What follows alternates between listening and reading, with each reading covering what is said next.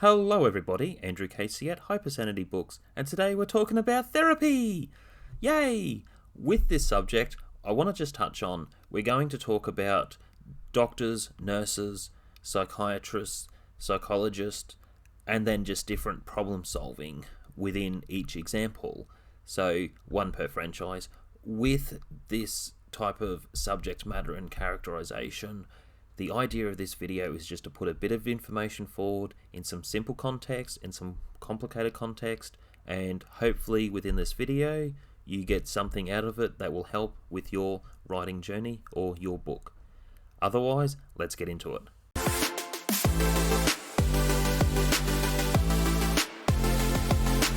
Number 10. What about Bob? I would like you all to accept my apology. Well, what about Bob? What about Bob? Yeah, Dad. Don't you think you should apologize to Bob? What a brilliant title for a movie or a book.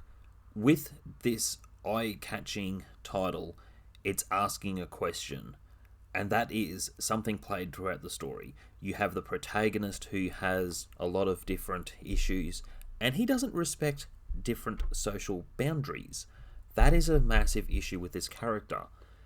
With the psychiatrist, he also has his ego.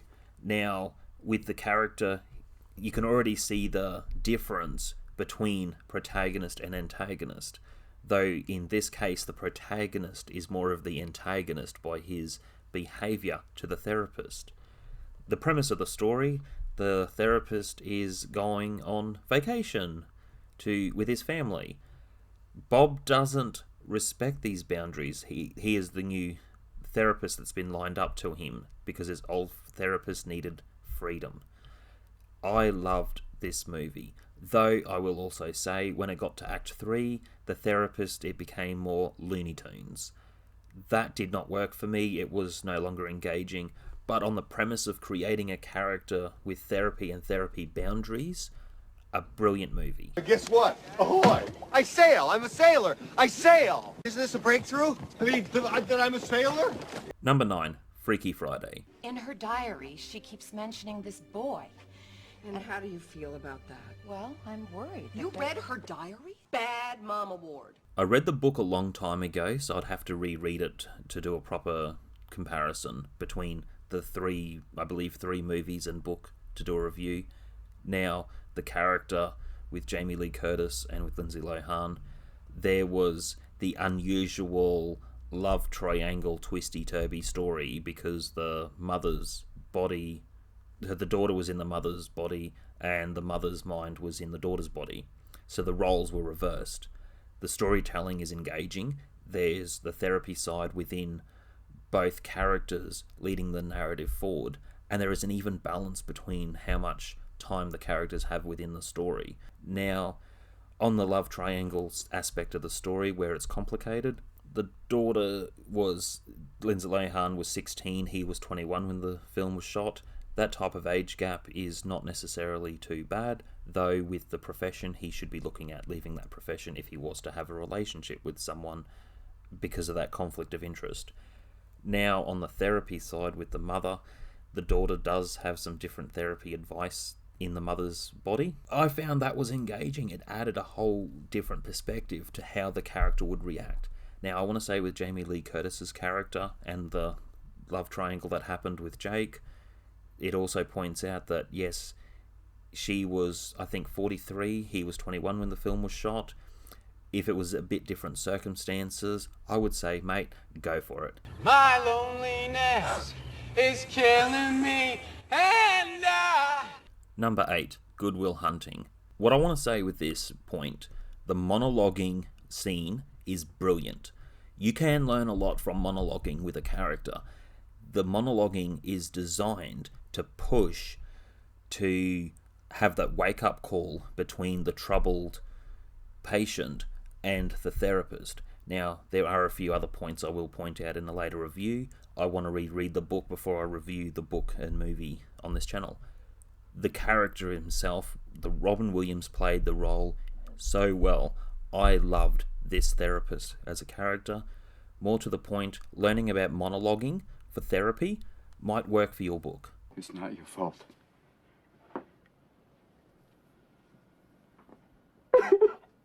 Number 7. One Flies Over the Cuckoo's Nest. Crash looks in, Koufax.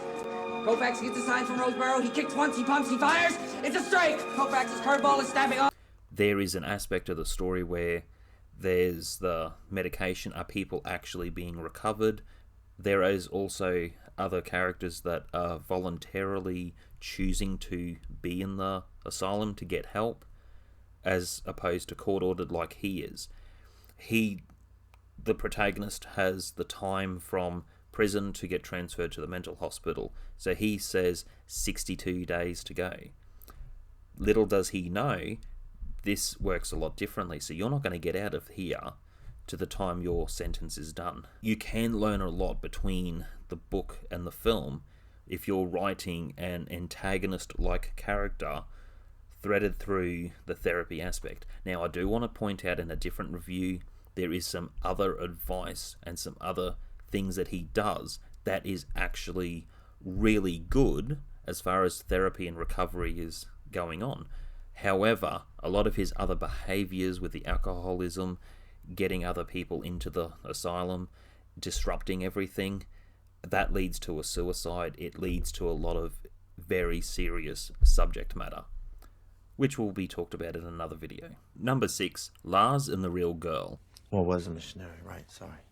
Because she was raised by nuns. But now she's on a sabbatical so she can experience the world. Isn't that neat? Now, there is a respectful aspect with this film. It doesn't talk about using the doll in any other sort of way. This is a different type of therapy, trying to learn to engage and interact with people because of self-isolating. There is some other mental health issues underlying within the character, and the therapist is suggesting for the family to take a different approach, where the mental health is being supported within the community. Now, I want to say something here. I don't 100% agree with this subject. I don't 100% understand this subject either. With a lot of things that we talk about with woke culture, people with their pronouns, etc., there is another underlying fact. Not everyone has to bend to customize their life for your reality. And I feel the same with certain aspects of this story where I don't agree with it all. However, I'm not an expert within this field or this suggestion, and that's what it is at the end of the day. A lot of therapy is suggestions to help come to another conclusion to solve a problem that's not being solved. Number 5, Daria.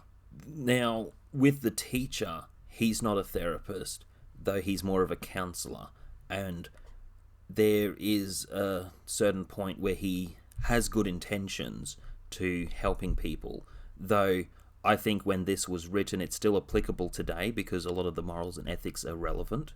I find the concerns when it comes to people pushing their pronouns, as previously mentioned, or their changes of life, woke culture, I feel this character is needing therapy himself because of all the changes. Now, he's an English teacher, so therefore with certain pronouns of she, he being said, and then people are coming up with zim, ze, mir. You know, he could just get over learning to program a few pronouns into his phone. By the way, I only have half a dozen or so that I actually use on an everyday basis, so it's not all that difficult. I think leave the pronouns out of your fiction unless it is relevant to the story. Number 4, the originals. I think you have unstable personal relationships, stress-related paranoia, chronic anger issues, fear of abandonment. I find it interesting. He compels a therapist to be his therapist, to give him therapy, while compelling her to also forget the therapy. Now, there is a part where he is trying to get some sort of therapy and help, being a vampire and killer and murderer and all that sort of stuff, and having a lot of people after him throughout the series. Now, with the therapy side, one fact, he's not being honest with the therapist because the therapist can't remember the therapy. So I love this type of storytelling because it's engaging in the dialogue just in a very unusual way that keeps the story engaging. I love this therapist within the story. I think she's lovable, likable, relatable, and I think Klaus has a lot of issues that works really well with the series, as He is the protagonist of the originals. Number 3, Terminator 2, Judgment Day. I know how smart you are. And I think you're just telling me what I want to hear. I don't think you really believe what you're telling me today. The therapist in this works realistic because she seems like she is so deranged with what she's talking about. And this works well because he is the antagonist, keeping her against her will and trying to cross-examine and analyse her. So she's being forced to stay in the mental hospital. Now, she is also a protagonist trying to get a message across that not everyone's going to understand or believe. And I like this type of storytelling, especially when the reality of what she's talking about is not being schizophrenic. It's an actual problem that is coming. Number 2, Benny and June. Benny is the older brother to his sister, and she has a lot of different mental health issues, though he's trying to do what he thinks is right for her to some extent. He is also a flawed character for the story. Sam is played by Johnny Depp, comes into their life, and it builds the story from there. And the love story within the mental illness is quite respectful. On the therapy side, it comes to the conclusion of what they want. And you can see with this respect for the mental health that some people are cared for within their lives to not have as much independence. I really enjoyed this film. As a book, it would be engaging as well. So, with your storytelling, even though it's about the older brother caring for his sister, it's the love story with the Sam character that comes into the story with his quirks and how they both work a way to live together and live happily ever after. Number 1, Split. To whom am I speaking with now? Dr. Fletcher, it's Barry. Now, with dissociative identity disorder, I want to say the subject matter is a tough one. Now, with the story, there was also another point that people miss out on, and it's because the character or some of the personalities had different viewpoints, and that's what was engaging to the story. It wasn't being rude or disrespectful to the disorder after talking to a psychologist and other professionals in the field who specialise on the subject. The movie was still respectful to the disability. You live alone?